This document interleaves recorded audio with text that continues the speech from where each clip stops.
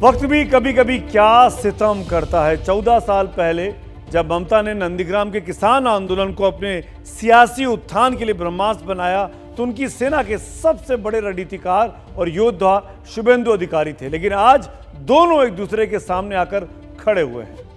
2007 में नंदीग्राम ने ही ममता और शुभेंदु की एक दमदार जोड़ी बनाई थी। दोनों ने एक साथ मिलकर लेफ्ट के खिलाफ हुंकार भरी। किसानों के सवाल पर स्पेशल इकोनॉमिक जोन का विरोध करके दोनों ने अपनी पार्टी को मजबूत किया। वो आंदोलन कामयाब रहा तो इसमें ममता का संघर्ष था और शुभेंदु का आधार।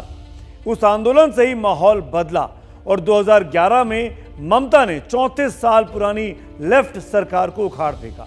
लेकिन सत्ता के 10 साल बीतते बीते दोनों के रिश्तों में ऐसी कड़वाहट आ गई कि दोनों एक दूसरे को हराने का आज दम भर रहे हैं। और आज जिस ममता को शुभेंदु मां कहते थे उनके खिलाफ खड़े हैं और जिस शुभेंदु में ममता की पार्टी अपना भविष्य देखती थी, आज ममता उनको ही गद्दार कह रही हैं।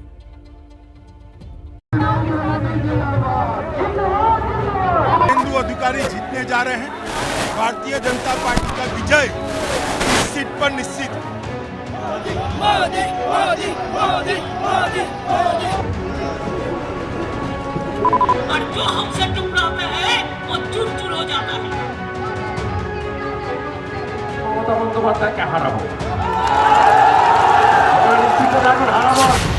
नंदीग्राम की क्रांतिकारी विरासत पर किसका हक? সারা পৃথিবীতে একটাই নাম থাকবে, মনে রাখবেন, নন্দীগ্রাম, নন্দীগ্রাম, নন্দীগ্রাম। नंदीग्राम अजब पशुपेश में है।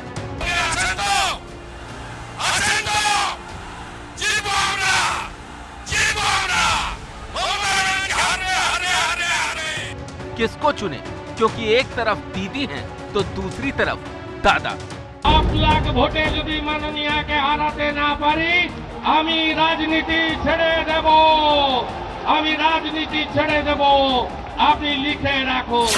नंदीग्राम के साथ दोनों का ही लंबा जुड़ाव रहा है, लेकिन सियासत की यही विडंबना है कि अब तक जिस नंदीग्राम ने दोनों को साथ साथ देखा था, अब वही नंदीग्राम इन दोनों के बीच चल रही वर्चस्व की लड़ाई का अखाड़ा बन गया है। 8 लाख ভোটে যদি মাননীয়াকে হারাতে না পারি আমি রাজনীতি ছেড়ে দেব, আমি রাজনীতি ছেড়ে দেব, আপনি লিখে রাখো। तो सोनार बांग्ला बनाएगा। बोलो दिल्ली को तो बेच दिया, दिल्ली का लाल किला को बेच दिया, कब ताजमहल को बेच देंगे, इंडियन रेलवे को बेच दिया। 15 साल पहले तक नंदीग्राम एक आम गांव की तरह था, लेकिन वो मार्च का ही महीना था जब ये गांव अचानक सुर्खियों में आ गया था। वो तारीख थी 14 मार्च। नंदीग्राम में SEZ बनाने का विरोध कर रहे प्रदर्शनकारियों पर पुलिस ने गोलियां चलाईं और इसमें 14 प्रदर्शनकारी मारे गए। नंदीग्राम में हुआ ये गोलीकांड 34 साल पुरानी लेफ्ट सरकार के ताबूत की आखिरी कील साबित हुआ और इसी ने ममता के सत्ता में आने का रास्ता तैयार किया। इस आंदोलन की नायिका भले ही ममता बनर्जी थी, लेकिन उनकी जमीन तैयार करने का काम किया था शुभेंदु अधिकारी ने। कैसे नंदीग्राम के संग्राम की स्क्रिप्ट तैयार हुई, पहले वो जान लीजिए। बुद्धदेव सरकार ने राज्य में औद्योगिकीकरण की योजना तैयार की थी। तत्कालीन मुख्यमंत्री ने इंडोनेशिया के सलीम ग्रुप को नंदीग्राम में केमिकल हब बनाने के लिए 10,000 एकड़ जमीन देने की घोषणा की थी। नंदीग्राम में 48,000 करोड़ का इन्वेस्टमेंट होना था।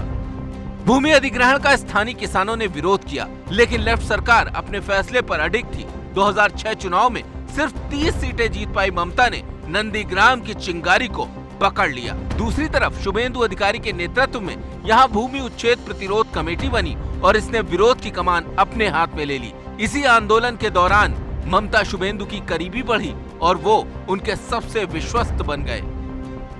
दिसंबर 2007 में ममता बनर्जी ने यहाँ लंबा उपवास किया। यहाँ बन रही फैक्ट्री का काम रुकवा दिया गया। 2 जनवरी 2007 को CPM समर्थकों और प्रदर्शनकारियों के बीच हिंसा हुई। इस दौरान 6 लोग मारे गए। फैक्ट्री एरिया के पास प्रदर्शनकारियों का कब्जा हो गया। पुलिस और सरकारी कर्मचारियों के आने पर बैन लगा दिया गया। प्रदर्शनकारियों के इस उग्र तेवर को काबू करने के लिए बुद्धदेव सरकार ने पुलिस बल भेजा, लेकिन फायरिंग में 14 लोगों की मौत के बाद दांव उल्टा पड़ गया। माहौल बनता देख ममता ने अपने कदमों से 14 किलोमीटर तक नंदीग्राम को नाप दिया। वो संघर्ष आज भी उनकी आंखों में बसा है, जुबान पर चढ़ा है। 2011 चुनाव में नंदीग्राम बंगाल की राजनीति में बदलाव का प्रतीक बन गया था। वहीं नंदीग्राम एक बार फिर परिवर्तन का पैमाना बन चुका है। जिस नंदीग्राम से ममता शुभेंदु की दोस्ती मजबूत हुई थी, वही नंदीग्राम इस बार उनकी दुश्मनी का गवाह बन रहा है।